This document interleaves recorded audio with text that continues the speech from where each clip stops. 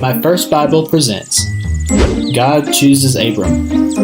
Maraming taon ang lumipas, may isang lalaking nagngangalang Abram at ang kanyang asawa ay nagngangalang Sarah.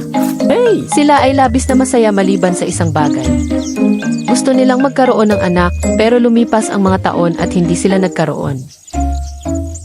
Isang gabi, habang nananalangin, narinig ni Abram ang tinig ng Diyos. Abram, lisanin mo ang iyong bayan, ang tahanan ng iyong ama at mga kamag-anak at pumunta ka sa bayang ituturo ko sa iyo.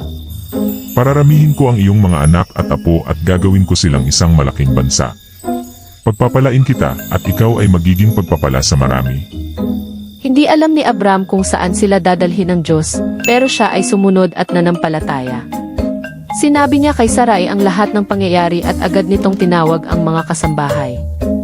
Inutusan ni Sarai ang mga kasambahay na tiklupin ang mga tolda at ilagay sa mga kamelyo. Pero saan tayo pupunta? Hindi ko alam.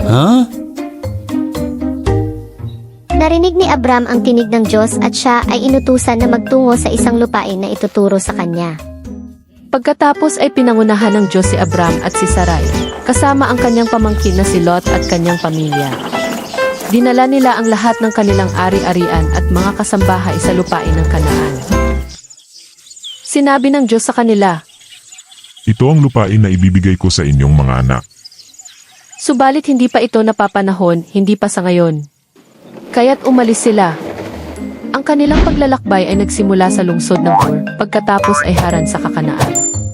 Nagkaroon ng tagutom at umalis sila patungong Ehipto at saka bumalik sa Kanaan nang maayos na ang lahat. Nagsimulang mag-away ang mga kasambahay ni Abram at Lot. Kaya nagpasya sila na maghiwalay. Si Abraham ay nanatili sa Kanaan at si Lot ay tumira sa Sodom.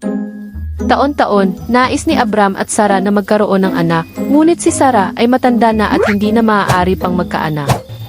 Isang gabi, narinig ni Abram ang tinig ng Diyos na nagsabi sa kanya, Abram, tumingin ka sa langit at masdan mo ang mga bituin. Mabibilang mo ba yan? Ganyan karami ang iyong magiging lahi. Pagkatapos ay binigyan ng Diyos sina Abram at Sarah ng mga bagong pangalan. Si Abram ay naging Abraham, na nangangahulugang ama ng marami, at si Sarah ay naging Sarah, na nangangahulugang prinsesa.